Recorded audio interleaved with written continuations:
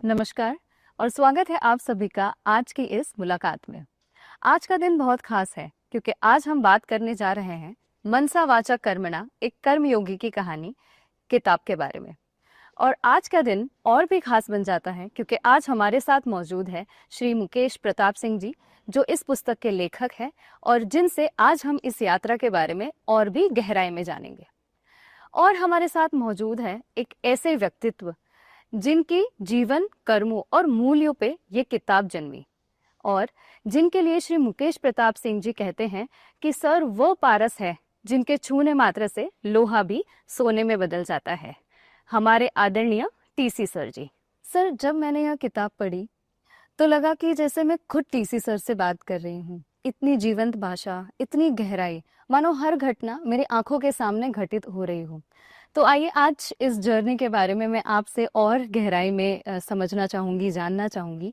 Mukesh sir, सबसे पहला मेरा प्रश्न आपसे है कि यह किताब लिखने का विचार आपके मन में कैसे आया? जय हिंद। धन्यवाद ट्विंकल आज इस मुलाकात के लिए। और इस किताब की जर्नी मेरी खुद को जानने की एक जर्नी है। लेकिन ये किताब लिखने का जो विचार आपने सवाल पूछा, मैं आपको बता सकता हूँ, मैंने बहुत सारे लोगों को अपने आसपास ज़िंदगी जीते हुए देखा है। और मैंने अक्सर देखा है कि लोग बहुत कंफ्यूज हैं अपने रिलेशनशिप्स के ऊपर, अपने वर्क प्रेशर के ऊपर, बिजनेस के ऊपर। लगभग जीने की सही कला लोगों के अंदर नहीं दिखी मुझे। सर के साथ बिताए हुए समय ने मुझे ऐसा सिखाया। और जब मैं वो महसूस कर पाया कि जीवन सरल भी हो सकता है, सिंपल भी हो सकता है और सक्सेसफुल भी हो सकता है। इतनी सिंपल यात्रा है। और अगर कहीं आप कष्ट में आ रहे हैं, प्रॉब्लम में आ रहे हैं, उसको भी सरलता से जिया जा सकता है। इतनी सिंपल यात्रा को अगर हम लोगों को नहीं बताएं तो मुझे ऐसा लगा कि मैं अपने कर्मों से पीछे हट रहा हूँ। उसने मुझे एक मोटिवेट किया कि मुझे ये किताब लोगों तक लानी चाहिए। धन्यवाद सर। सर, एक और प्रश्न आ रहा है ये आपकी बात सुन के कि सर, जब आपने ये बुक लिखी इतनी डिटेल में, इतनी ऑथेंटिसिटी के साथ, तो सर कुछ चुनौतियां तो आई होगी, कुछ ऐसे चैलेंजेस आपने फेस किए होंगे ये किताब लिखने के दौरान? जी जी, बिल्कुल ऐसा। अगर मैं बात करूं तो सबसे कठिन मुझे लग रहा था कि सरलता और सफलता को किस तरीके से हम बुक में लेके आए। क्योंकि लोग की कुछ अपनी मानसिकता है, कुछ अपनी सोच है। ये जिंदगी थोड़ी उससे अलग नजर आती है। उसके साथ ही सर को जितना सर के बारे में बताना था, उससे ज्यादा मुझे इसमें सर के मूल्यों के बारे में, दृष्टि के बारे में बताना ज्यादा डिफिकल्ट लग रहा था इसमें। और कुछ मुश्किलें तो मुझे सर को ये मनाने में भी आई कि सर इस किताब को मैं लिखना चाहता हूँ। तो सर अब ये बहुत दिलचस्प सवाल बन गया टीसी सर कि आप ये बुक लिखने से मना क्यों कर रहे थे? ऐसे क्या विचार थे जो आप में चल रहे थे? बुक लिखने की जब बात की मुकेश जी ने, कि पहले तो इन्होंने मुझे कहा कि आप तो अपने बारे में एक बुक लिखिए। तो मेरे दिमाग में जस्ट एक बात उभरी कि जब मुझे अपना कुछ इंट्रोडक्शन कोई मांगते हैं तो 8-10 लाइन लिखने में भी मुझे बहुत सारा सोचना पड़ता है और बात जल्दी ख़त्म हो जाती है। पूरी बुक क्या लिखा जाए कि अपनी ज़िंदगी तो बस एक आम ज़िंदगी है, कुछ ऐसा विशेष तो कुछ है नहीं कि उसके बारे में लिखा जाए। तो यही एक मन में था कि पूरी बुक क्या लिखेंगे ना। पर मुकेश जी को मैं बहुत एक धन्यवाद देना चाहूँगा। और इनकी मतलब जितनी भी तारीफ की जाएगी, पता नहीं मुझे कहाँ कहाँ ले गए हैं। जो जो यादें जो हम कभी भूल चुके होते हैं, बहुत ज़्यादा ध्यान नहीं देते, तो कहाँ कहाँ ले गए और किस तरह से चीज़ों को इन्होंने प्रस्तुत किया है, तो वाकई में बहुत कुछ अद्भुत ही हुआ है, मैं तो यही कहूँगा। इसमें एक चीज में जो सर कह रहे थे, मैंने अक्सर इस पूरी यात्रा के दौरान महसूस किया कि सर से आप सामाजिक विषयों पे पूछिए, सर से आप दुनिया को अच्छा करने के ऊपर पूछिए, तो सर बहुत डिटेल में बताते हैं। एक कठिनाई के ऐड में कर रहा हूँ, बट सर से जब उनके बारे में पूछा जाता है तो सर के शब्द बहुत ही कंट्रोल्ड, बहुत ही कम शब्दों में सर बात करते हैं। तो उसको बुक में लाना भी एक जर्नी रही। तो जब हम ये यात्रा की बात करते हैं तो जब बुक पढ़ रही थी, एक उसमें इनिशियल एक चैप्टर है जिसमें हम बचपन की बात करते हैं। तो सर, आपका जब बचपन देखा, एक किताब के माध्यम से, तो वो एक आइडियल बचपन नजर आता है। आज की पीढ़ी को शायद हम वो बचपन नहीं दे पा रहे हैं। इस पे सर आपका क्या विचार है? विचार ये है कि हम कुछ लेने की कोशिश कर रहे हैं ना, वही मतलब हम नेचुरल जो होता है, कुछ ज़्यादा प्रकृति सब कुछ देती है, लेकिन हम प्रकृति से दूर जाकर बहुत कुछ बाहरी लेने की कोशिश ज़्यादा कर रहे हैं। पहले कुछ लेने की ज़रूरत नहीं थी, बहुत कम चीज़ें होती थी और कम चॉइसेज होती थी, तो सब कुछ सामान्य नेचुरल तरीके से चलता था, तो प्रयास नहीं था पहले, प्रयास तो अभी है।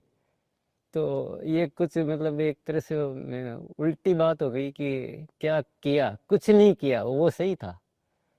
अब करने से कुछ हम इधर उधर जा रहे हैं, कुछ अपने आप को आर्टिफिशियल बना रहे हैं, कुछ ऐसी चीज़ें हम दिमाग में प्रवेश करवाते जा रहे हैं, तो शायद जिंदगी के लिए कहीं ना कहीं वो हमारे लिए अच्छी नहीं है। तो ऐसा कुछ किया नहीं है, मतलब वो बस एक बचपन है, गांव की छोटी छोटी चीज़ें हैं, बस उनमें। सर वो कुछ पल आप हमसे शेयर करना चाहेंगे, गांव के वो पल? क्योंकि मुझे बहुत उत्सुकता हो रही है, क्यूरियोसिटी हो रही है कि मैं आपसे भी सुनूं। गांव की सबसे बड़ी बात थी उस समय, बहुत लिमिटेड चीजें होती थी गांव में, बहुत लिमिटेड, मतलब सुनकर ही शायद बड़ा अजीब सा लगेगा कि पुरातन काल में चले गए क्या। कोई लाइट नहीं है, कोई रोशनी नहीं, कोई गाड़ियां नहीं, कुछ भी, बस गांव में सीमित चीजें, वहीं पैदा होनी है, वहीं बननी है, उन्हीं में जीना है। कुछ चंद चीजें बाहर से आती थी, तो और बिल्कुल प्रकृति के सानिध्य में रहना, तो कम चीज में जो आनंद होता है ना, अभी क्या होता है कि हमारे पास इतनी चॉइसेस होती है तो हम आनंद ही नहीं ले पाते, और हमेशा कुछ न कुछ चलता रहता है कि उसके पास ज्यादा, मेरे पास कम, उस बच्चे की ये वहाँ कुछ था ही नहीं। खिलौने क्या है, मिट्टी के खिलौने बनाने। सर आपकी बातों से अब पता चलता है कि वो सरलता और वो सादगी आपके रूट्स में है। तो सर जब आप इतनी सादगी और संतोष भरे जीवन की जब आप बात कर रहे हैं, तो सर आरसीएम जैसे इतने बड़े अभियान की कल्पना कैसे की? मेरे जीवन में क्या है कि मेरे संस्कार माता पिता के इतने अच्छे थे कि वहाँ एक बहुत पवित्रता थी, औरों के लिए अच्छा सोचना, तो वही एक जीवन में जैसे कोई बीज डले हुए थे। और जब हम आसपास देखते थे कि ये लोग इतने आपस में क्यों लड़ते हैं, क्यों झगड़ते हैं, क्यों धोखा देते हैं, मतलब वो जो चीजें देखते थे, तो कहीं ना कहीं मन में एक विचार दबाव आता है कि ये ऐसा नहीं होना चाहिए, कुछ ठीक होना चाहिए। और एक दिन ये विचार आया कि ये ऐसा एक जो बिजनेस को भी ऐसा मॉडल बनाया जा सकता है जब हम मिलजुल कर करें, एक दूसरे को सहयोग करें। और उस विचार ने इतनी ताकत, इतनी एनर्जी प्रदान की, एक ऐसा संकल्प मन में डिसाइड हुआ, और उसी दिन से ये आरसीएम की कल्पना और आरसीएम का डिजाइन शुरू हो गया। सर यह सुनने में तो बहुत अच्छा लग रहा है, पर क्या ये यात्रा आपके लिए इतनी आसान रही या फिर इसमें भी कई चुनौतियां आई? चुनौतियां तो आनी ही थी, क्योंकि मेरे पास कोई ऐसा कोई अनुभव नहीं था, कोई एक्सपोजर नहीं था, मैंने वो दुनिया नहीं देखी थी, और एक इतना बड़ा काम शुरू कर दिया, तो चुनौतियां निश्चित तौर पे आई। और एक उन चुनौतियों ने बहुत कुछ सिखा दिया एक्चुअली। वो मैं तो समझता हूँ कि मेरी जीवन को उभार दिया चुनौतियों ने, नहीं तो शायद मैं अपने आप को कभी पहचान भी नहीं पाता है कि जो एक सामान्य से स्थिति में चला जाता। और एक चीज बहुत अच्छी सीखने को मिली कि इंसान की क्वालिटी से ज्यादा मायने रखता है उसका मकसद है। क्योंकि मेरे पास योग्यता नाम की कोई चीज नहीं थी, लेकिन मकसद ने एक ऐसा लिया, और उस मकसद ने मुझे बहुत कुछ दिया। तो चुनौतियां आई, आती रही, आती रहती है, पर क्योंकि मकसद ऐसा है और मकसद स्ट्रांग है, मकसद पे संकल्प है, तो सारी चीजें अपने आप कुछ न कुछ होता है। सर आपके उत्तर ने तो सही में मुझे सोचने पे मजबूर कर दिया कि जीवन में किस मकसद की तरफ आगे बढ़ रहे हैं। और मैं विश्वास रखती हूँ कि जो भी यह पुस्तक पढ़ेगा उसके मन में ये सवाल जरूर आएंगे। आगे बढ़ते हैं। मेरा प्रश्न अब मुकेश सर से है कि सर जितना मैंने आपके बारे में जाना है, आप कई सालों से कॉरपोरेट वर्ल्ड में रहे हैं, आपके बहुत सारे अलग फेसेस मैंने जाने हैं, जैसे आप कोचिंग एंड मेंटरिंग में भी है, स्पोर्ट्स में भी है, आप मोटिवेशनल स्पीकर भी है, किताबें भी लिखते हैं। तो इतने सारे रोल्स में सक्रिय जब आप हुए हैं, तो सर आप इस जर्नी तक कैसे पहुंचे? सी ट्विंकल, मैं अक्सर ऐसा देखता हूँ कि ज़िंदगी, अगर आपको एक प्रॉपर ज़िंदगी जीनी है तो उसके बहुत मल्टी डायमेंशंस होने चाहिए। और मेरे पिताजी आर्मी में थे, डिसिप्लिन मुझे उनसे मिला ही। लेकिन इस पूरी जर्नी में एक चीज़ मैं समझ पाया लोगों से मिलने के बाद, कि जब मैं लोगों से पूछता हूँ कि काम करने के लिए कितना समय होता है एक दिन में, तो अक्सर लोग उसको 8 घंटे मान के चलते हैं। मुझे ऐसा लगता है कि ज़िंदगी में एक दिन में 24 घंटे होते हैं, और अगर आप सोने को काम नहीं भी मानते हैं, तब भी 16 घंटे का काम, 16 घंटे हमारे पास एक दिन में होते हैं। आप बहुत कुछ कर सकते हैं। आपका सर ने अभी मकसद की बात की, अगर आपके उद्देश्य आपके पास हैं तो आप कुछ भी करिए, आप उसमें अच्छा फील करते हैं, आपको वो काम नहीं लगता, आपको वो प्रेशर नहीं लगता, आप इंजॉय करते हैं उसको। इसलिए ये सब काम करते हुए कभी मुझे ऐसा नहीं लगता कि मैं बहुत काम कर रहा हूँ, क्योंकि हमारा उद्देश्य क्लियर है। लेकिन एक चीज़ मैं आपसे कहूँ कि आप ये सवाल मुझसे पूछ रहे हैं, ये सवाल मेरी बजाय सर से बनता था, क्योंकि मैं तो शायद 10% भी नहीं कर रहा हूँ जितना सर कर पाते हैं आज की डेट में। जी हाँ, कहीं न कहीं सही कहा के सर आपने, क्योंकि जब मैं सर चैप्टर 4 में पढ़ रही थी, तो उससे मैंने जाना कि सर शुरुआती दिनों में आप काफ़ी इंट्रोवर्ट पर्सनालिटी थे, और अब देखें तो आज इतना बड़ा अभियान, आज आप मतलब आपके खुद के गीत लिखते हैं, मोटिवेशनल स्पीकर है, लाखों लोगों के प्रेरणा स्रोत है। तो सर इसके बारे में आप क्या कहना चाहेंगे कि ये ट्रांजिशन कैसे? एक जो लाइन अक्सर अगर हम यूज़ करते हैं कि आवश्यकता आविष्कार की जननी होती है ना, तो जब ये काम शुरू किया, ये अभियान शुरू किया, तो बहुत सारी आवश्यकताएं अपने आप पैदा होती गई। शुरू शुरू में बुक नहीं लिखना आता था मुझे, तो मैंने कुछ साथियों को कुछ कोशिश की कि आप कोई इस बारे में बुक लिख दो, लेकिन क्योंकि जो भाव उन्हें प्रस्तुत करने हैं, जो बात कहनी है, उसको उस अंदाज में कहने के लिए मुझे अल्टीमेटली ये महसूस हो गया कि मुझे ही कुछ करना पड़ेगा। तो फिर प्रैक्टिस शुरू की, वो किया, और धीरे धीरे फिर छोटी सी बुक लिखी, पहले बहुत छोटी सी, और फिर धीरे धीरे ये सिलसिला चलता रहा, क्योंकि बात को आपके अंदर जो है वो बाहर आने की इतनी जबरदस्त अंदर एक प्रेरणा है कि इनको बात को पहुंचाना है, तो बुक लिखना आया। फिर ऐसे गीत बनाने की बात आई, तो बाहर से जो गीत बनाते हैं, तो वो जो मैं कहना चाहता हूँ वो कोई आता नहीं उसमें वो। तो ये सारी क्या कि आवश्यकताएं पैदा हुई, और मुझे अल्टीमेटली उसमें कूदना ही पड़ा। मतलब ऑप्शन नहीं था ना, जैसे होता है ना कि आदमी की अभी लास्ट कुछ है कि अब बचने के लिए ये करना ही पड़ेगा, वो स्थिति मेरी हुई, और ऐसी कुछ आवश्यकताएं पैदा हुई, और उन आवश्यकताओं ने मुझे करने के लिए मजबूर किया, और बहुत सारी चीज़ें आती गई। मुझे बोलना बिल्कुल नहीं आता था, आश्चर्य करोगे ट्विंकल, कि मैं मतलब ऐसे दो लोग आपस में बात करते हैं वो भी मुझे ठीक से नहीं आता था। मैं मदर के सामने भी ठीक से नहीं बोलता था, ये मेरी स्थिति थी। लेकिन वही आवश्यकता की बात है, बड़ी मुश्किल से बोलना सीखा। सर एक रिक्वेस्ट होगी आपसे कि जब आपने गीत की बात की, तो मैं आपसे ये कहना चाहूंगी सर, अगर आप कुछ गुनगुना दे तो बहुत सही रहेगा हमारे लिए भी। इसी समय में ये बात कहती तो शायद मैं बहुत सोचता, संकोच करता, लेकिन अब क्योंकि अब इतनी प्रैक्टिस हो गई, अभी मैं जैसे गुनगुनाने की बात भी की और गीत की भी बात की, अब मैं कुछ लाइनें बोलता हूँ तो अपने को समझ में आएगा कि मैं किस बात को कैसे कहना चाहता था, और ये कैसे जरूरत हुई, और कैसे उसको तैयार किया। जैसे कि अपनी एक भावना थी कि सब मिलजुल कर रहे, सब प्रेम से रहे, अब इसको गीत में प्रस्तुत करना है, तो मैंने फिर एक कुछ लाइनें बनाई। अपना उन्हें बना लो जो भी मिले सफर में, अपना उन्हें बना लो जो भी मिले सफर में, कोई नहीं पराया, कोई नहीं पराया इस अजनबी शहर में, अपना उन्हें बना लो। क्या खूब सर, मतलब मैं खुद मंत्र मुग्ध हो गई हूँ ये सुन के। तो जितने भी गीत बनाए ना, वो उसमें मैसेज जो मैं देना चाहता हूँ, जो देना क्या चाहता हूँ, जो एक मन में जो उत्पन्न हो रहे हैं, ऐसा कह सकते हैं। तो ये सब अभी धीरे धीरे क्लियर हो रहा होगा कि चीज़ें कैसे काम करती है।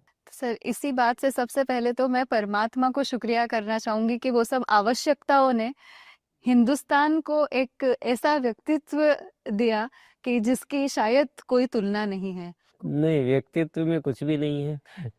मैं रियल बताता हूँ, व्यक्तित्व में कुछ भी नहीं है। जो भी है, इच्छा देने वाला भी वही है।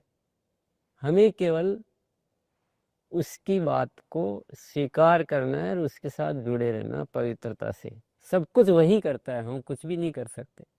हमारे अंदर कुछ है ही नहीं।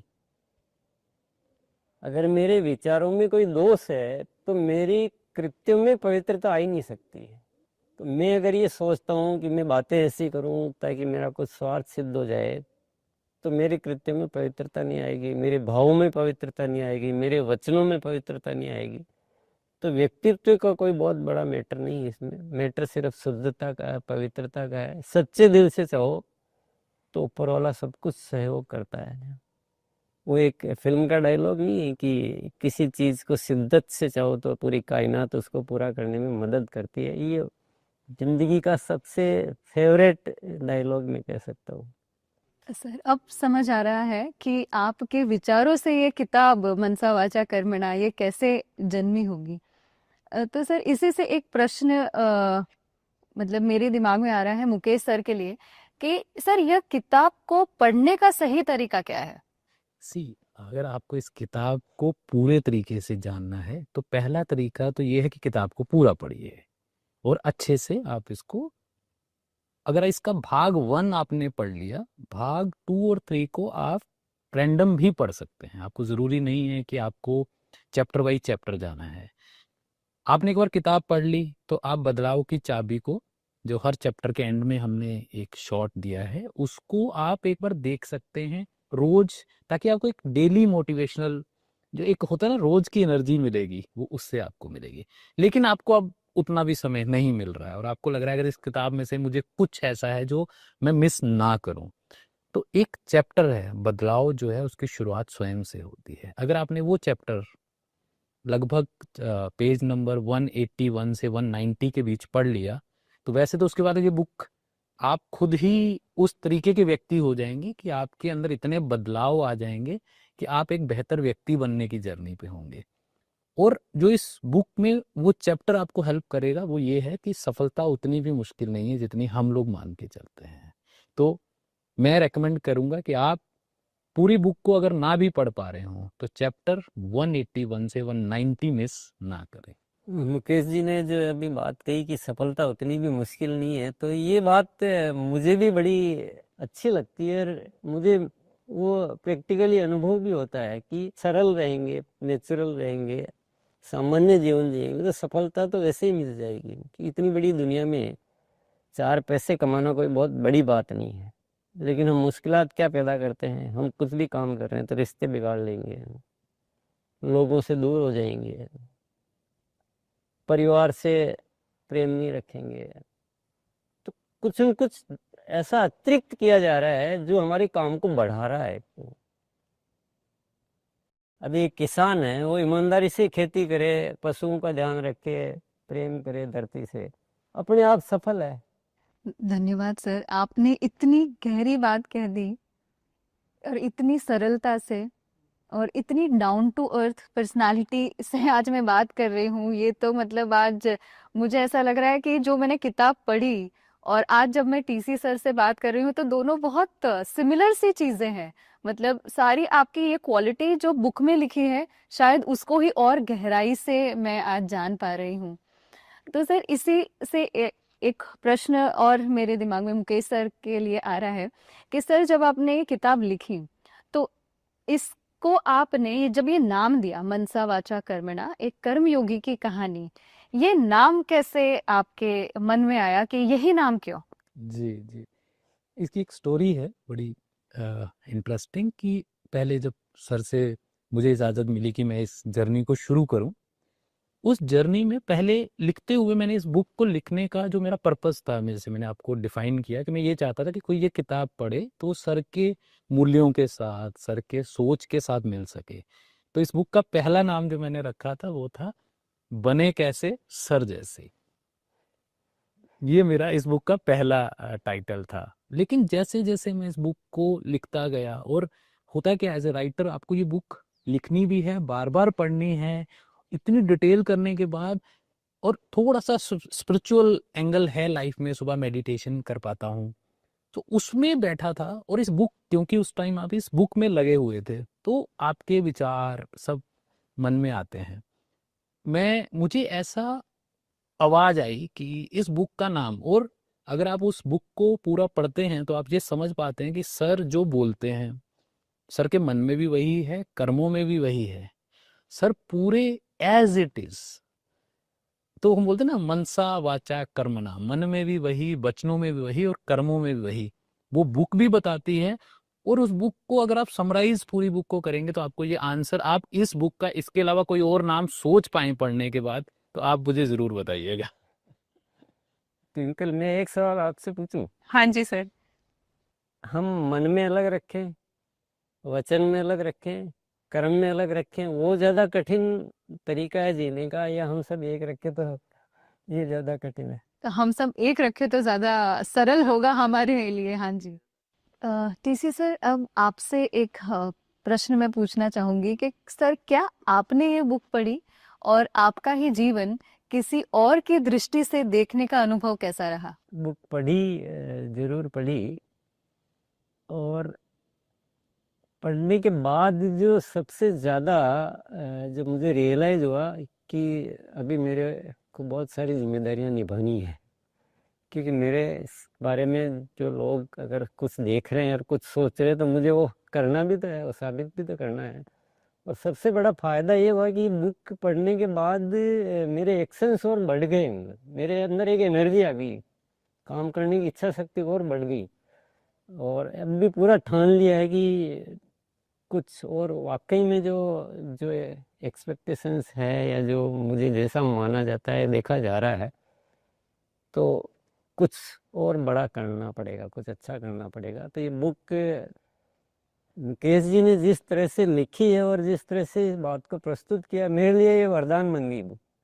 जैसे आपको जानते दौरान, और जब ये बुक पढ़ रही थी मैं, तब मुझे ये महसूस हुआ कि गुरुकुल आपके मन के बहुत करीब है। तो सर, मैं आपसे जानना चाहूंगी कि गुरुकुल है क्या?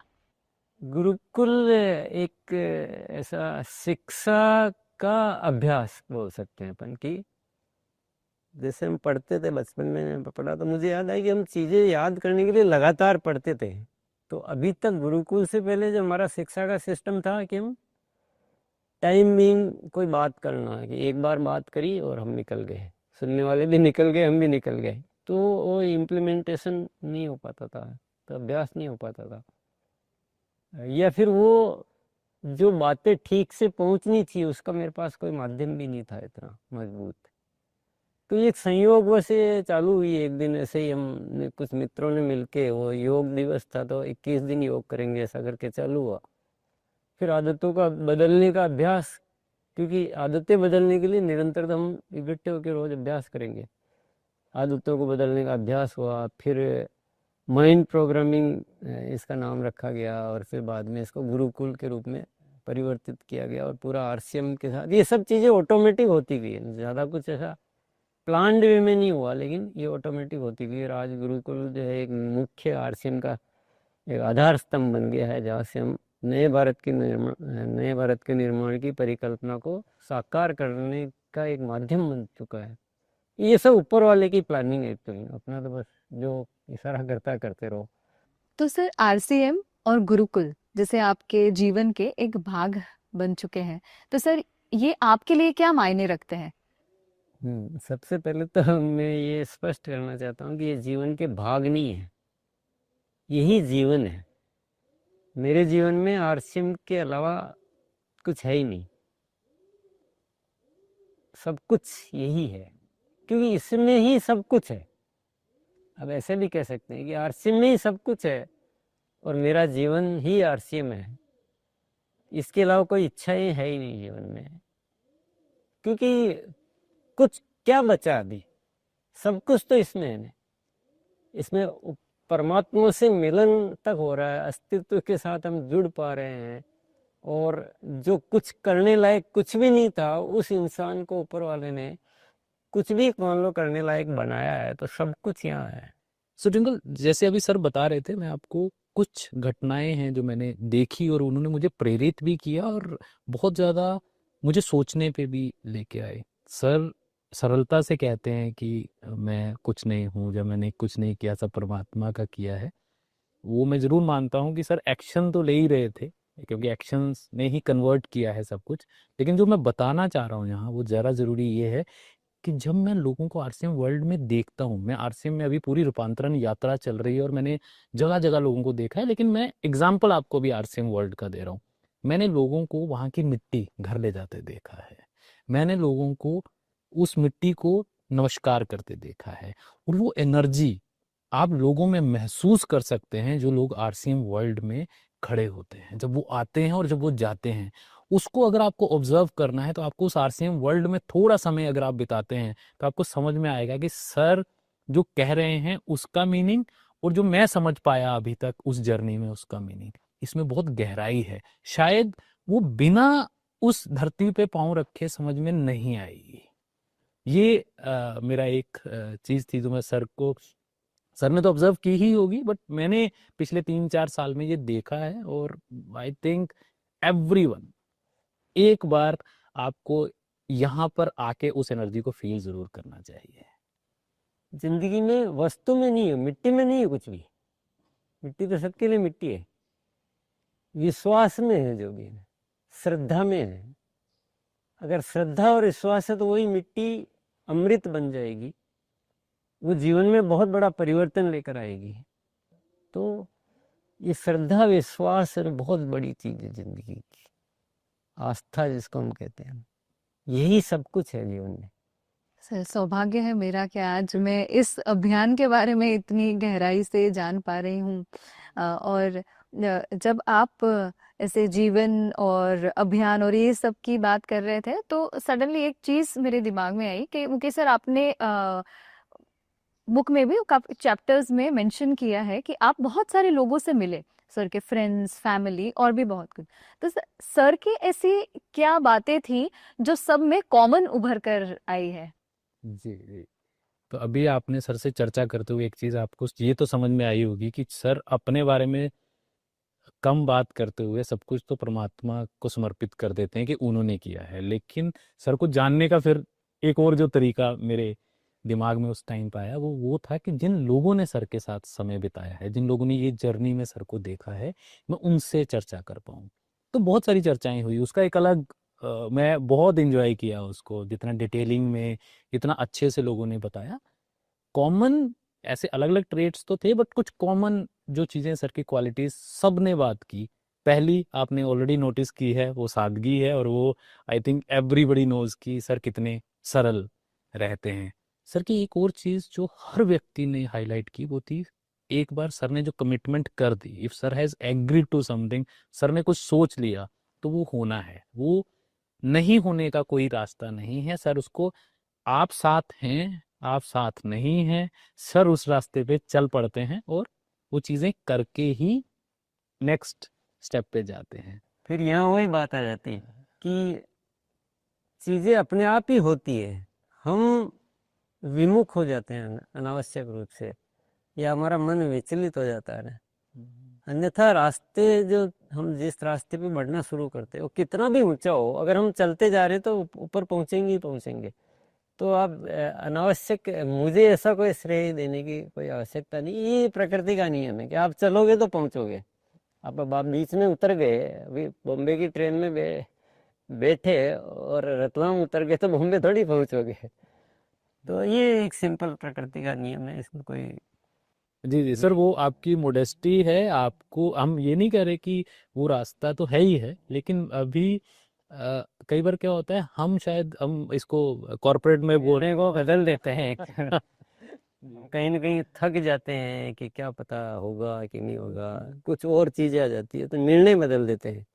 तो निर्णय पे कायम रहें और निर्णय सोच समझ के करें, अच्छा निर्णय करें तो अपने आप मंजिल तो आएगी आएगी। जी जी।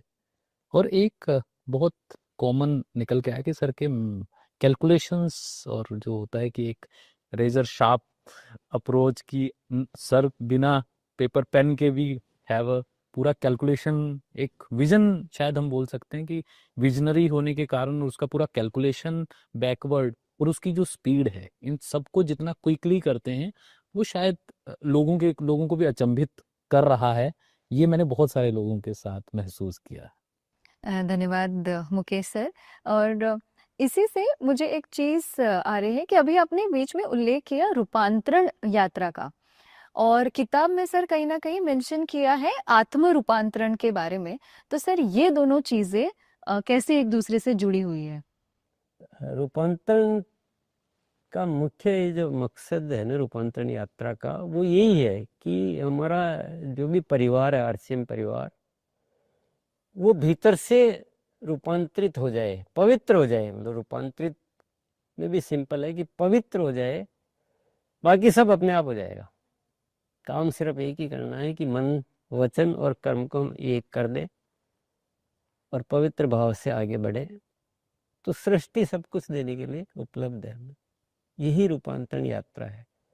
दुनिया की जद्दोजहद में कुछ हमें, हमारे मनों में कुछ एक पैसा ऐसी जगह आके हावी हो गया है कि हमारे सारे जो डिसीजन है ना, वो पैसा हमको करवा रहा है, हम नहीं कर रहे हैं। तो ये रूपांतरण करना है। तो गीता के जो वचन है कि आप कर्म करो, फल की इच्छा ऊपर वाले पर छोड़ दो, तो हमें नैसर्गिक जीवन की ओर आना है वापस।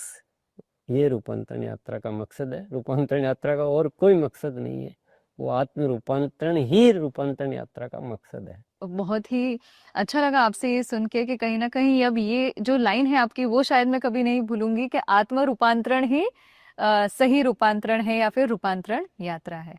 ट्विंकल जी, मैंने एक चीज ऑब्जर्व की अभी कि अभी के टाइम में मीडिया कहिए, आप आम जनता कहिए, इस टाइम पे रूपांतरण के अलावा और कोई बातें हो नहीं रही हैं।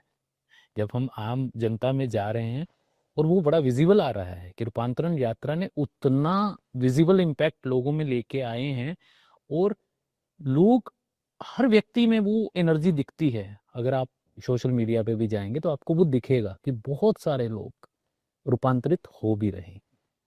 जी हाँ सर, मैं आपकी बात से बहुत ही सहमत हूँ कि आज अगर देखें तो हर गांव-गांव, शहर-शहर आरसीएम की ही चली लहर दिख रहा है। तो रूपांतरण यात्रा तो आज हर एक मतलब मुंह पे होगी, सबको पता है कि रूपांतरण यात्रा है क्या। सर चैप्टर 11 जब मैं पढ़ रही थी तो उसमें कहीं ना कहीं बदलाव की बात की है कि बदलाव स्वयं से ही आता है। और सर अक्सर कहा जाता है कि जानते सब है, मानते नहीं है। तो सर इस पे आप क्या कहना चाहेंगे? और भीतर के बदलाव पे अगर आप कुछ आपके विचार रखें। बहुत सहज सी बात है। देखिए, आप या तो जो वर्तमान में है उससे सेटिस्फाइड है तो फिर कुछ बदलना नहीं है। सेटिस्फाइड भी नहीं है कि मैं अभी मुझे कुछ अलग चाहिए, कुछ ज़्यादा चाहिए, अलग चाहिए, तो फिर बदलना ही तो एक रास्ता है। बदलना भी नहीं चाहते हैं और हमारा कुछ बाहर से जो प्राप्त होना है या जो हम हासिल करना चाहते हैं वो बदल जाए, तो वो तो हो नहीं सकता। और ये जिंदगी जो हमें मिली है ना, वो बदलने के लिए ही मिली है, ठहरने के लिए नहीं मिली है।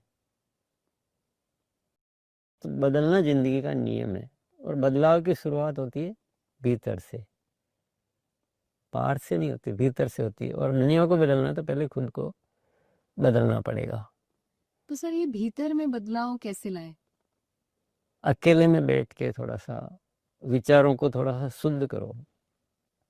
जैसे क्या होता है कि हम क्या, अक्सर कर दुनिया क्या करती है कि एक उसको चालाकी बोलेंगे कि जो सब कोई सामने होता है तो हम अपने आप को अच्छा बताते हैं, ईमानदार बताते हैं। जब हम अकेले में होते हैं तो कुछ ऐसा वैसा सोचते रहते हैं कि उसने तो मेरे साथ ऐसा किया है, मैं उससे बदला लेके रहूंगा, मैं ऐसे कुछ उसको चीट कर सकता हूँ। क्योंकि मुझे भी कोई नहीं देख रहा तो कुछ भी सोच रहे हैं। तो बदलाव की शुरुआत ऐसे होगी जब आप अकेले न हो तो सबके लिए अच्छा सोचो। उसने मेरे साथ बुरा किया लेकिन भगवान उसका भी भला करे, उसको सद्बुद्धि दे, मेरा कोई कर्म होगा इसलिए कुछ हुआ होगा, मेरे को उसके प्रति कोई दुर्भावना नहीं रखनी है। ऐसे अपने विचारों को भीतर से शुद्ध करना है। ये ऐसे बदलाव की शुरुआत होती है। और ट्विंकल जी एक बात मैं ज़रूर ऐड करना चाहूँगा कि जब हम आपने एक सवाल पूछा कैसे, तो मैं आपको ये गारंटी दे सकता हूँ कि अगर आप ये किताब पढ़ते हैं तो ये कैसे का जवाब आपको बहुत जल्दी मिलेगा। वो कैसे का ही जवाब लाने की कोशिश है इस किताब के जरिए।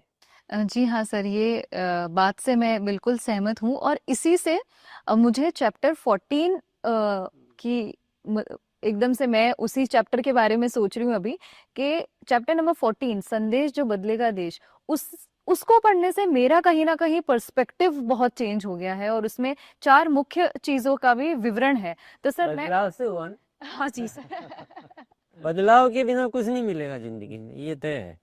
कुछ न कुछ हमें बदलने की प्रैक्टिस करनी चाहिए और बदलने के लिए तत्पर रहना चाहिए। लोग पूरा जीवन और हमारी सारी एनर्जी किस बात में लगाते हैं कि मैं जो कर रहा हूँ सही है, इसको जस्टिफिकेशन में लगा देते हैं कि नहीं मैंने ऐसा इसलिए किया था, मैं सही हूँ। और यही हमारा सबसे बड़ा वीक पॉइंट बन जाता है। हमें हमेशा ये सोचते रहना चाहिए कि कुछ न कुछ मुझे नया करते रहना है, बदलते रहना है, जो ठीक नहीं है उसको ठीक करते रहना है। जी हाँ सर। तो सर जो चैप्टर 14 में जो 4 चीजों का विवरण है उस पे अगर आप थोड़ा सा और आपकी भाषा में अगर और इसे सरलता से और समझा देते तो मैं हाँ, खुद को उसमें जब मुकेश जी ने मुझे पूछा कि आप कोई ऐसे 4 विषय जिस पे आप मुख्य सबको संदेश देना चाहेंगे, तो 4 विषय उसने रखे गए थे। एक था राष्ट्र हित की बात, आप सोचे, एक ये था, एक था कि हम लड़ना नहीं झुकना सीखें। तो वो भी एक बहुत अच्छी बात है। अक्सर करके हम दुनिया लड़ना इतना सीख गई है कि बात बात पे लड़ने के लिए हम तैयार हो जाते हैं। छोटी छोटी बात नहीं होती तो भी ऐसा लगता है जैसे लड़े बिना आज का दिन ही कुछ किए ही नहीं। ऐसा भी लोगों की प्रैक्टिस हो गई है। तो ये इससे क्या हो रहा है कि एक हम नरकता निर्माण कर रहे हैं। आज मैं अगर आपसे लड़ता हूँ और यही सब वातावरण, तो एक दूसरे से हम फिर लड़के मेरे पर तो कोई ना कोई असर आएगा। अच्छा, कि हम जब कोई कमजोर दिखता है तो हम अपना उसको थोड़ा रोब जमाने की कोशिश करते हैं, तो मेरे से पावरफुल भी तो कोई होगा, तो मुझे भी वो झेलना पड़ेगा। तो हम क्या गलत प्रैक्टिस में चले गए।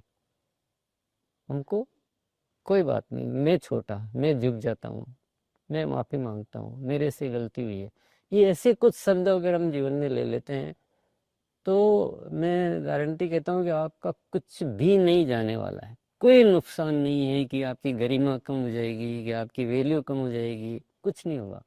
सब कुछ अच्छा ही होगा और दुनिया स्वर्ग बन जाएगी। अगर ये दुनिया झुकना सीख जाए तो ये दुनिया स्वर्ग बन जाएगी। जी हाँ सर, कितनी सरल भाषा में आपने कितनी बड़ी बात कह दी है। सर और सरलता से कहते हैं इसको, सर कहते हैं अगर बड़े बनना है तो छोटी लड़ाइयाँ छोड़िए। अभी अभी राष्ट्राध्यक्ष से देखो, मैंने घर में लड़ना सीखा है या अपने आसपास वालों से लड़ना सीखा। अब मेरी लड़ने की नेचर है। अब मुझे बना दो आप कोई अच्छी पोजीशन दे दो, कोई भी है, तो मैं क्या करूँ, उस पोजीशन वालों से लड़ूंगा। था अब किसी को राष्ट्राध्यक्ष बना दिया, आदत तो हुई है ना, तो पूरी दुनिया में विश्व युद्ध इसीलिए हो रहे। आप थोड़ा गहराई में जाएंगे तो विश्व युद्ध क्यों हो रहे? तो झुकना नहीं है मुझे, है ना, मुझे लड़ना पसंद है। तो इंसान जब एक इंसान को उतना बड़ा डिसीजन लेने की पावर दे दी जाती है कि आप पूरा देश के लिए डिसीजन लेते हो, लेकिन उसकी आदत लड़ने की है, तो ऐसे विश्व युद्ध होते हैं। आप ये लड़ने के कारण ढूंढने गए को आश्चर्य होता है मुझे कि क्यों लड़ रहे, कुछ समझ में नहीं आ रहा क्यों लड़ रहे। कोई कारण ही नहीं है, कारण सिर्फ एक ही है कि लड़ने की आदत हो गई। अब मुकेश सर एक प्रश्न आपसे कि यदि कोई टीसी सर को न जानता हो तो यह किताब उनको क्यों पढ़नी चाहिए? Good question twinkle. वैसे ये किताब सर को जानने की नहीं है, अगर मुझसे आप पूछो, ये इस किताब स्वयं को जानने की है। इस किताब को बनाने का या लिखने का जो मेन पर्पस था वो सर को जानना मैंने इसीलिए आपको शुरू में भी बोला कि सर से पहले सर के मूल्य और असूलों के ऊपर जो बात की गई है वो जानना इम्पोर्टेंट है। सो हर व्यक्ति जो स्वयं को जानना चाहता है, जो जिंदगी में समग्र सफलता जिसको बोलते हैं कि सरलता भी है, सफलता भी है, संतुष्टि भी है, अगर आप इस तरीके का जीवन जीना चाहते हैं तो ये किताब आपके लिए है। धन्यवाद। मुझे बड़ा अच्छा लगा ये लास्ट में, मैं थोड़ा रिलैक्स हो गया कि एक्चुअल में एक जीवन जीने का तरीका जान रहे हैं हम, इसमें किसी व्यक्ति विशेष को नहीं जान रहे। तो बहुत बहुत धन्यवाद लेना चाहूँगा, क्योंकि मुझे भी सीखना है ना। ये बुक तो एक माध्यम है, चलो एक पात्र बन गया मैं, पर ये हमें सबको जीवन जीने का एक सही तरीका सीखने की पुस्तक है। ये प्रणाली है एक तरह की, ये व्यक्ति विशेष की कहानी नहीं है। सर अब कुछ एक रैपिड फायर राउंड हो जाए तो सर सबसे पहला मेरा प्रश्न, एक ऐसी सोच जो हर व्यक्ति में होनी चाहिए। हर व्यक्ति में जो सोच होनी चाहिए वो दूसरों के लिए जीवन जीना। ठीक है सर। और मुकेश सर आपका क्या जवाब रहेगा इस? सर वाली सोच होनी चाहिए। सर आप ऐसी कौन सी आदत है जो आप बदल रहे हैं? मैं जो आदत, जैसे अभी ये जो बोला वही, कि मैं सबके प्रति अच्छे भाव रखने की आदत को मैं और अच्छे से कर रहा हूँ। ठीक है सर। सर आप कौन सी आदत बदल रहे हैं? ना बदलने की। जैसे हम ना बदलने की आदत अपनाए बैठे हैं, उसको बस बदलना है, उतना ही कोशिश है। सर आप कौन सा खेल खेलना पसंद करते हैं? बैडमिंटन। सर आप कौन सा खेल? मेरा खेल पसीना निकालने वाला, कोई भी खिला लीजिए, पसीना निकलना चाहिए। मैं सब मेरे को उतने आते नहीं। टीसी सर आपसे एक प्रश्न है कि आरसीएम में अब आपका मुख्य फोकस किस पे है? हेल्थ को लेकर, स्वास्थ्य, पूरा रोग मुक्त भारत। और सर अगर आपको कोई, आपके पास कोई ऐसी शक्ति होती तो आप दुनिया को क्या देना चाहते हैं? डेफिनेटली आनंद। आनंद। मुकेश सर आपसे एक प्रश्न है, अगर टीसी सर को एक शब्द में डिफाइन करना हो तो वो शब्द क्या होगा? वो शब्द मैंने किताब में लिखा है, लेकिन आई थिंक वो शब्द है कर्मयोगी। मैंने जिंदगी में कई किताबें पढ़ी पर इस किताब की बात ही कुछ अलग है। मैं आप सबसे कहना चाहूंगी कि जो भी इंसान इस किताब को पढ़ेगा उसमें एक सकारात्मक बदलाव की भावना जरूर आएगी। और इस सेशन में मेरा सबसे बड़ा टेक अवे यही है कि जीवन वही है जो दूसरों के लिए जिया जाए। मोनालिसा जी, इसी बात पे आज के इस सेशन को विराम देते हैं। धन्यवाद। धन्यवाद। नमस्कार। आज हमने पॉडकास्ट के माध्यम से मनसा वाचा कर्मणा, एक कर्मयोगी की कहानी पुस्तक के सिर्फ शब्द ही नहीं सुने बल्कि उसकी जीवंत अर्थ की गहराई समझी है। मेरा ये सौभाग्य है कि परमात्मा ने मुझे ये अवसर दिया कि मैं ये अनुभव आप सबसे शेयर कर सकूं। एक ऐसे पारस जिनके स्पर्श मात्र से लोहा भी सोने में बदल जाता है, आदरणीय टीसी सर। सर के लिए क्या ही कहे। एक ऐसे व्यक्तित्व, एक ऐसे इंसान जिनमें पूरा संसार समाया हुआ है। उनका मन, विचार और आचरण तीनों में एक अद्भुत समानता है। कोई व्यक्ति इतने गुणों का धनी कैसे हो सकता है? अ, इस पॉडकास्ट और इस बुक के माध्यम से हमें इसका उत्तर कहीं न कहीं मिलता है। जब मैंने यह किताब पढ़ी तो मुझे महसूस हुआ कि जैसे मैं खुद टीसी सर से बातचीत कर रही हूँ। इतनी जीवंत भाषा, इतनी गहराई, मानो हर घटना जैसे आँखों के सामने ही घटित हो रही हो। अ, मुझे आशा है कि आप सबने भी यह बुक पढ़ी होगी और अगर ये बुक पढ़ने का अवसर ना मिला हो, तो मैं आप सबसे विनम्र अनुरोध करना चाहूँगी कि आप ये बुक ज़रूर पढ़ें, क्योंकि जो बदलाव मैंने महसूस किया है, मैं वो वास्तव में बहुत अद्भुत है। तो इस पॉडकास्ट से भी हम सबने कुछ न कुछ ज़रूर अपनाया होगा, न कुछ विचार, कुछ बदलाव, कुछ अनुभव या जीवन को देखने का नज़रिया। तो हम आप सबसे भी सुनना चाहेंगे। मोनालिसा जी आइए और इस सत्र को आगे बढ़ाइए। जय अर्सी। धन्यवाद। जी, धन्यवाद मैम। और सही में हम सभी बहुत उत्साहित हैं। तो एक बार मैं हैंड रेस चाहूंगी और चलिए आगे बढ़ते हैं। अमित सर, शुरुआत आपसे करते हैं। जी, अमित सर आप आइए प्लीज।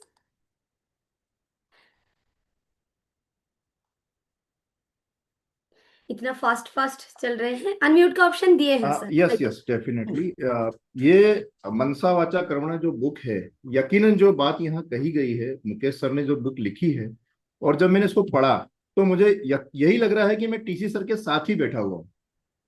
और इतने वर्षों से उनको हम पर्सनली जानते हैं, लेकिन इस बुक के माध्यम से जानने का मौका मिला। और आज इस पॉडकास्ट के माध्यम से यह महसूस हुआ कि अपनी टीम के हर एक साथी के पास ये बुक होनी चाहिए जो भी एक्टिवली इसमें पार्टिसिपेट कर रहे हैं।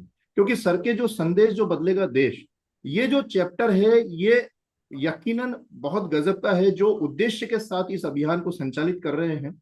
अगर और ये उद्देश्य हर व्यक्ति तक पहुंचाने के लिए ये चैप्टर संदेश जो बदलेगा देश डेफिनेटली बहुत काम का है। और आज मैं ये कमिटमेंट लेता हूं कि अपनी टीम के हर साथी तक इस बुक के माध्यम से बात करूंगा, पहुंचूंगा और सभी साथियों तक ये पहुंचाऊंगा। थैंक यू जी। धन्यवाद सर। प्रियांशु भैया। आदरणीय सर की जो पुस्तक है मनसा वाचा कर्मणा, उसके बारे में मैं बस यही कहना चाहता हूँ कि जब मैं इससे पहले चुनौतियों से मुकाबला किताब जो मैंने पढ़ा था, तो एक बार में मैंने पूरी किताब को खत्म किया था। और बस उसमें सर ने एक बात लिखी थी कि इसमें जो भी चीजें लिखी हुई है ना, वो 2006 के आधार पे है। तो जो 20 साल का जो गैप था ना, उसको सर ने फुलफिल किया है। मुकेश सर ने बहुत शानदार काम किया है। इस किताब के बारे में कुछ भी कहना वो छोटी मुंह बड़ी बात हो जाएगी। बहुत बहुत धन्यवाद। Thank you. धन्यवाद भैया। राजेश भैया। मैं तो लगभग शुरुआत से गुरुकुल में भी हूँ, और टीसी सर के साथ में ये जो प्रतिदिन लगभग 1 घंटा बताने का मौका भी मिलता है। साथ ही साथ वो किताब जब मिली हाथों हाथ मैंने उसको लिया। अ, और सच बोल रहा हूँ कि उसको बहुत धीरे धीरे पढ़ रहा हूँ मैं, अभी तक पूरा कंप्लीट नहीं कर पाया हूँ एक एक चीज को फील करते हुए। और आज भी इस पॉडकास्ट के माध्यम से जो चीज जानकारी मिली, मैंने 3 पेज अभी फिर से लिखा है। इसमें भी बहुत सारी नई बातें एनालिसिस के रूप में, सर की बातें, मुकेश सर की बातें और ट्विंकल जी की बातें, ये सब इसमें मैं लिखा हूँ। वाकई में हमको इसको पूरे फैमिली में पहले खुद को पालन करना है, अपने परिवार को स्वर्ग बनाना है, तब जाकर के हम औरों को ये शिक्षा भी दे पाएंगे और इसके सही मकसद को भी हम लोगों तक पहुंचा पाएंगे। और बहुत ज्यादा शब्द नहीं आ रहे हैं मेरे पास आज इसके बारे में कुछ कहने के लिए। Thank you. धन्यवाद भैया। शेर सिंह सर। धन्यवाद मैम। धन्यवाद सर। मैंने ये बुक जब भीलवाड़ा में रूपांतरण यात्रा शुरू हुई थी तभी लॉन्च हुई थी, मैंने लेके वहां से पढ़ी।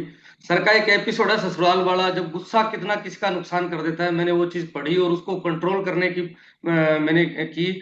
और उसी का रूपांतर मतलब खुद में भी परिवर्तन हुए कि बुक को पढ़ के हमने सर को जाना और आरसीएम को भी जाना कि इसका उद्देश्य क्या है और देश के लिए और हमारे लिए उद्देश्य क्या है। धन्यवाद मैम। और सबको लिए मैं कहूंगा कि जरूर पढ़िएगा इस बुक को। धन्यवाद मैम। जी धन्यवाद सर। रवितेश भैया। जी धन्यवाद मैडम।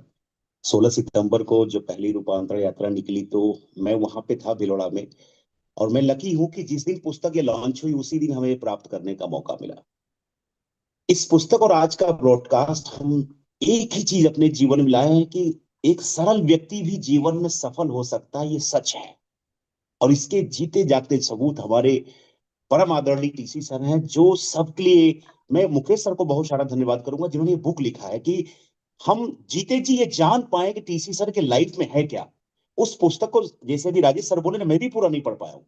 जब मैं अपने सेंटर पर जाता हूँ तो एक एक चैप्टर शांति में पढ़ता हूँ, 3 बार 4 बार रिपीट करता हूँ कि मैं उसको अपने अंदर ला पाऊं और वो जी पाऊं। तो सर बहुत बहुत धन्यवाद, बहुत सरल है सर। Thank you. जय आरसीएम। धन्यवाद सर। श्रवण भैया। और मैंने जब मेरे सामने जब ये बुक आए तो मैं इस बुक को जब पढ़ा तो बुक को पढ़ने के बाद लगा कि ये बुक नहीं है, एक आध्यात्मिक एक शक्ति है। अगर इस बुक में जब हम जाते हैं तो इसमें रम जाते हैं और जीवन का अपना वास्तविकता जो है वो दिखाई देने लगता है। और 89 में जो 6 पॉइंट जो दिए गए हैं, अगर वो हम अमल कर ले तो ये जीवन का वास्तविक मूल्य हमें पता चल जाता है कि मानव का जन्म क्यों हुआ है। और ये जन्म अगर हमें साकार करना है तो इस 6 पॉइंट को अगर सुधार ले जो 189 में है, तो हमें लगता है बहुत शानदार। इस बुक को मैंने पढ़ा भी और लगभग 13 साथी को लगभग मैंने इस बुक को प्रमोट भी किया पढ़ने के लिए, और ये कहा कि इस बुक को पढ़ के आप भी 10 साथी को पढ़ाए, क्योंकि ये जीवन में हर व्यक्ति का से रिलेटेड करता है ये बुक। और आज तक सर के जितने भी बुक लिखी गई है, उस बुक का अगर निचोड़ कहे तो इस बुक में डाली गई है, मनसा वाचा कर्मणा। Thank you. धन्यवाद भैया। कोलेश्वर सर। जी धन्यवाद। आदरणीय गुरुदेव जी का जब से मिला हूँ, और ये मैं जीवन में सब कुछ है लोगों को, लेकिन जो सर के माध्यम से जानने को मिला ना, कि जीवन कितनी सादगी से और कितनी सच्चाई से जिया जा सकता है, लोगों की मदद की जा सकती है, और ये बुक हम सब के जीवन में बहुत बड़ा एक तोहफा है। धन्यवाद। जी धन्यवाद। धनराज भैया। जब ये कैमरा बंद कर दो, थोड़ा आवाज ग्लिच हो रहा है। जी आइए भैया। आप बुक्स में पढ़ना शुरू किया, मैं 3-4 बार रोया हूँ। और तो ये मैं अपने आप को, आवाज आ रही है? हाँ जी हाँ, बोलिए। आवाज नहीं आ रही? चलिए, मैं ये कह रहा था, जब मैं ये बुक्स पढ़ रहा था तो मैं 3-4 बार रोया हूँ इस बुक्स को पढ़ते हुए। और मैं उस समय गया जब सर ने जो बचपन की जो बातें बताई, प्रकृति के साथ में जो बातें बताई, और मैं खुद अपने आप को रिलेट कर पाया कि आज और उस समय में कितना बड़ा बदलाव आया है। और आज इस अभियान में हर व्यक्ति के पास में ये बुक्स होना अत्यावश्यक जरूरी है, अगर इस अभियान में हम बड़ा करना चाहें तो। इस बुक्स के माध्यम से हमारे जो विचार है परिवर्तन होने वाले हैं। सर का वैसे हम साथ में हमेशा बिताते हैं, लेकिन जब आज अभी ये पॉडकास्ट हुआ तब हम और देख पा रहे हैं कि कितनी किस किस विषय पे और गहनता की हमें आवश्यकता है, और मैं अपने आप को और बदलने का पूरा प्रयास करूंगा। जी भैया। रवितेज रामाश्रय भैया। जी धन्यवाद धन्यवाद। धन्यवाद मैम। और बुक तो हमने नहीं पढ़ी अभी तक, ये बहुत बड़ा रिग्रेट है। और 2010 के एक एक्सीडेंट पे बता रहा हूँ, सर का जीवन एक खोज बुक का रिवीजन चल रहा था मुंबई में बिरला मातोश्री में। तो उसमें मेरी जिंदगी में बहुत बड़ा परिवर्तन किया था कि आपके कर्मों से किसी को दुख होता है, किसी की बातों को नहीं करना चाहिए, सबको सुखी मिले, सब खुश रहे, वो करना चाहिए। तो 2010 के बाद जब से मैं सुना हूं ना, तो मैं पूरी तरह से पूरे जीवन को बदल दिया। और बहुत कुछ मेरे अंदर नहीं घुसने दिया मैंने खराब चीजों को। और आज ये बुक के बारे में रिवीजन देख के ऐसा लग रहा है कि मुझे पढ़ना चाहिए था। हालांकि सर की एक एक गतिविधि को मैं बहुत ध्यान से देखता हूँ और फॉलो करने का प्रयास करता हूँ। मैम धन्यवाद। जी लखन भैया। सरलता से ही संपूर्ण सफलता हासिल किया जा सकता है, इस बुक का सार है। और आदरणीय सर के चरितार्थ में वो चीज देखने को। जी बहुत बहुत धन्यवाद। राजकुमार सर। धन्यवाद मैम। इस किताब को मैंने गांव की कविता तक पढ़ा है, और जैसा कि सर की किताब और आज के पुरस्कार देखने पे ये महसूस हुआ कि अपने मनसा वाचा कर्मणा में जब तक हम फॉलो नहीं करेंगे मैम, तब तक इस किताब का पढ़ने और इस समय अभियान में सार्थकता का कोई रास्ता नहीं दिखाई पड़ता। तो इस पर हम पालन करेंगे और इस किताब को संपूर्ण रूप से पढ़ें। Thank you. जी पुष्पा जी।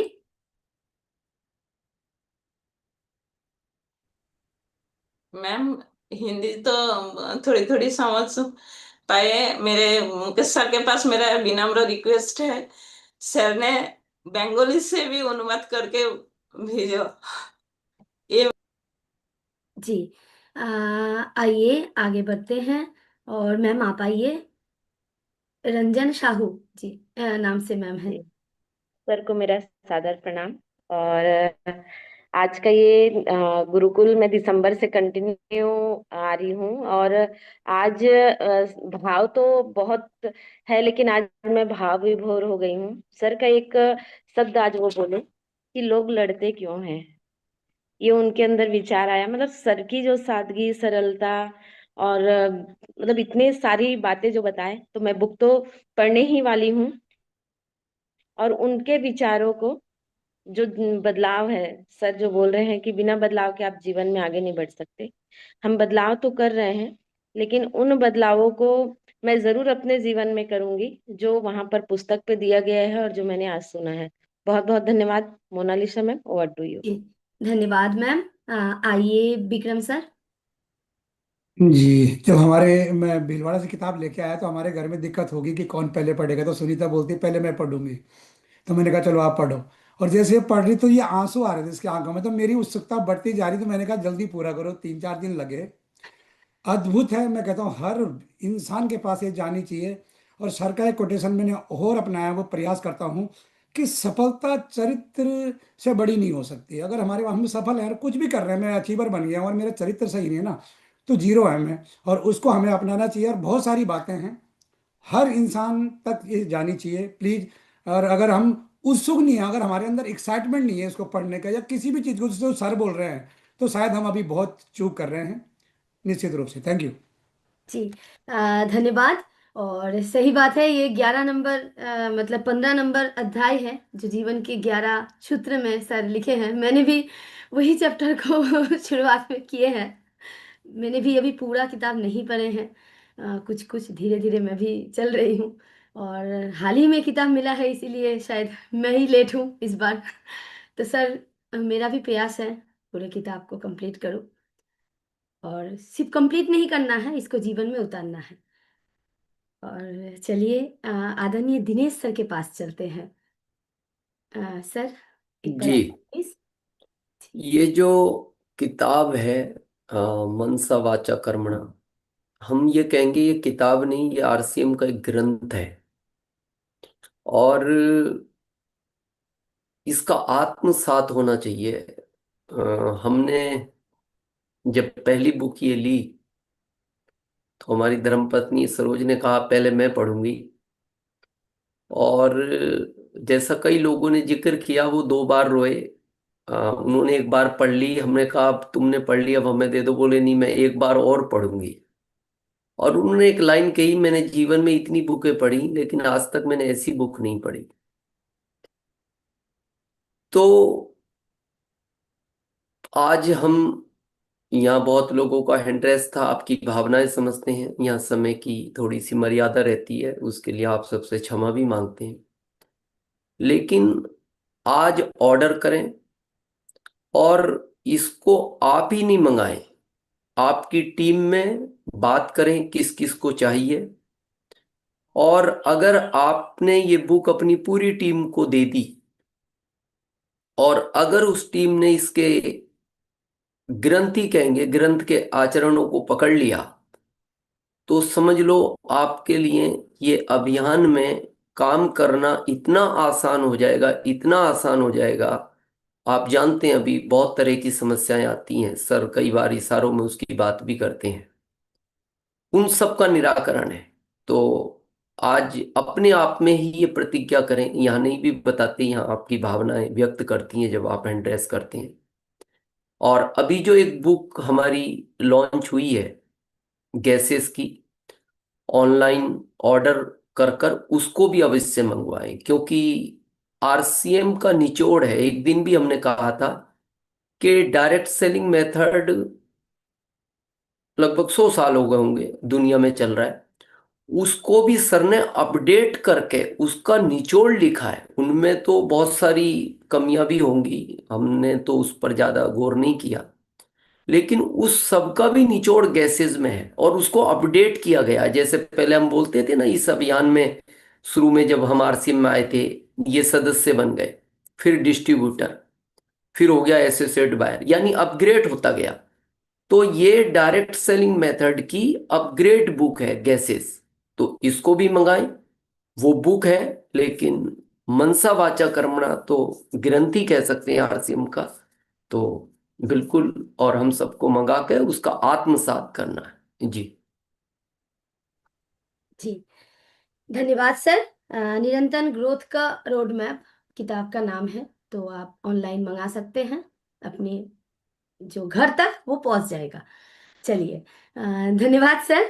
और जिनको सुनने के लिए हम सब हाउसफुल, जूम में भी है, यूट्यूब में भी 6,000 7,000 साथी वेट कर रहे हैं, तो सर के पास चलते हैं। सभी साथी तैयार हो जाइए और आदरणीय सर को बुलाते हैं। स्वागत है सर। सभी को बहुत बहुत धन्यवाद। साथियों, बहुत ज्यादा बात करने का समय भी नहीं है, बात करने की आवश्यकता भी नहीं है। ये जीवन में कोई बहुत बड़ा मुद्दा नहीं है। कठिनाइयां हमने पैदा कर रखी है, अन्यथा जीवन तो बहुत आसान है, जीवन बहुत सफल ही है। ये इंसान के रूप में जन्म लेना ही सफलता का बीज है वो। लेकिन हम इंसान बने तो रहे, कठिनाइयां क्या पैदा की हमने कि हम इंसान पैदा तो हो गए लेकिन बन कुछ और गए। तो मैं सभी से अनुरोध करूंगा, सब बहुत बढ़िया हो जाएगा, पूरी दुनिया में एक स्वर्ग बन जाएगी। सिर्फ एक काम करना, हमें पवित्र बनना। अभी भी इस दुनिया के माहौल में मत जियो आप, माहौल तो बिगड़ा हुआ है, उसी में हमको क्यों बहना, हमको उसमें क्यों बहना। जब बदलनी है तो हमें अपने आप को बदलना है।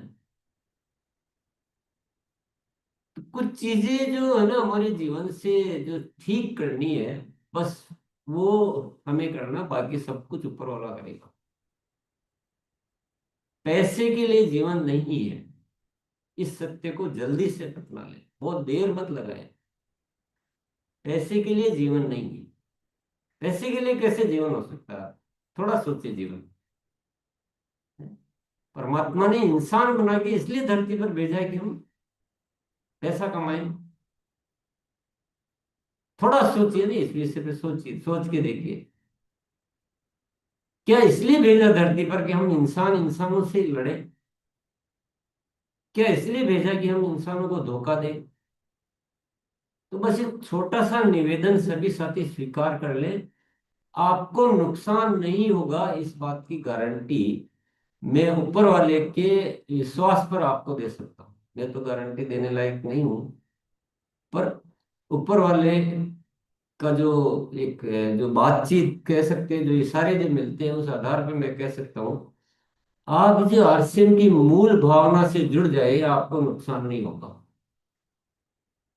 अभी भी जो साथी तोड़ फोड़ भी कर लेते हैं, अभी भी कर लेते हैं, मतलब जब इतनी सब कुछ बदल गया है और सबको सब कुछ अच्छा मिल रहा है, अभी भी तोड़ फोड़ में लगे हुए हैं, अभी भी उल्टे सीधे कारनामे करते हैं, अभी भी हमारे सेवा केंद्र जो है वो उस तरह से सेवा केंद्र नहीं बन पाए हैं। तो ये दिल का दर्द कहूँ या ऊपर वाला कुछ हमें और मजबूत बनाना चाहता है, मैं तो शायद ये कहूंगा कि ऊपर वाला कहता है कि तुम इतनी आसानी से चीजें ठीक करने का मन से इरादा निकालो, तुम्हें कुछ अपने आप को स्ट्रोंग बनाना है, पावरफुल बनाना है। तो हम सब साथी मिलकर आज ये उनको दोष देना बंद करते हैं जो ठीक नहीं हुए हैं, अपने आप को दोष देना शुरू करें कि नहीं, हमें अभी ठीक करना आया ही नहीं, हमें उस दुनिया का निर्माण करना आया ही नहीं। तो वहां से कुछ शायद चीजें निकलेगी। तो सबसे पहले पवित्रता की शुरुआत खुद से करें, और जो चीजें ठीक करनी है उसको ठीक करने का तरीका भी शुरू अपन सीखें। अन्यथा ये आरसीएम के रूप में ऊपर वाले ने जो हमें प्रसाद दिया है, आप कितना विश्लेषण करके देख लीजिए, इतिहास पढ़ लीजिए, ये सौभाग्य इस धरती पर अब तक किसी को नहीं मिला है। ये आप समझ लीजिए अच्छी तरह से। तो हम सब साथी मिलकर आज संकल्प लेते हैं कि पहले अपने आप को पूरी तरह से, पूरा जो हीरा होता है ना, जैसे शुद्धतम, अपने आप को शुद्धतम बनाएंगे। कोई मन में पाप, द्वेष, ईर्ष्या, छल, कपट और जो मुंह से बोला है वही जीवन होना चाहिए। अगर वैसा जीवन नहीं है तो उतना बोलना भी नहीं, जैसा है वैसा ही बोलना है। अहंकार से मुक्त होना है, दोषों से मुक्त होना। कितना आसान है साथियों जीवन। हम सब अद्भुत विराट शक्तियां लेकर इस धरती पर आए हैं। हम कोई मामूली नहीं है, जीव जानवर नहीं है, विराट शक्तियों को साथ में लेकर इस धरती पर अवतरित हुए हैं। लेकिन हमारी तुच्छ इच्छाएं, तुच्छ स्वार्थ, दूसरों को अपना नहीं मानना, ये कुछ ऐसी चीजें हमारे साथ जुड़ गई, वो हमारे लिए बाधक का कार्य कर रही है। तो आइए हम सब मिलकर, केवल गुणगान एक दूसरे के करने से काम नहीं चलेगा, हमें कुछ काम करने, कुछ जिम्मेदारियां लेनी है, कुछ नए भारत के निर्माण को अपनी जिम्मेदारी में लेना है। ये है ना बड़ी कमाई। नए भारत का निर्माण करने की कमाई करे ना, ये क्या पैसे की कमाई करे। इतनी बड़ी कमाई के पीछे छोटी कमाई को क्यों दिमाग लगा। तो ये जीवन धन्य हो जाएगा। और आप सब साथियों का सहयोग है, उसके लिए मैं कोटि कोटि धन्यवाद अदा करता हूँ कि एक संगठन बन पाया। और मतलब ज्यादातर साथी, आज मैक्सिमम साथी हम अपने आप को बदल कर इस अभियान के लायक बना रहे हैं। लेकिन इसको पूरी तरह से पवित्र बनाना है, क्योंकि पॉजिटिविटी बहुत मेहनत करके किसी चीज को क्रिएट करती है, नेगेटिविटी थोड़ी सी भी बाधक बन जाती है। तो उस सारे आरसीएम परिवार को ही पवित्र बनाना है। और कहीं कुछ ऐसा लग रहा तो मिलकर, बहुत सारे साथी मिलकर उस चीज को ठीक करें। कोई सेवा केंद्र ठीक नहीं है तो पूरा शहर का शहर उस पर लग जाएगा, क्या आपको क्या आपत्ति है। उसको ठीक करो, हर चीज को ठीक करो, शुद्ध बनाओ, पवित्र बनाओ। तो बहुत बहुत धन्यवाद।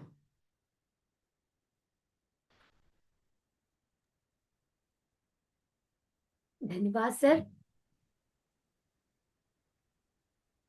समय हो गया है, ओवर दबा दो सर। हाँ। जी।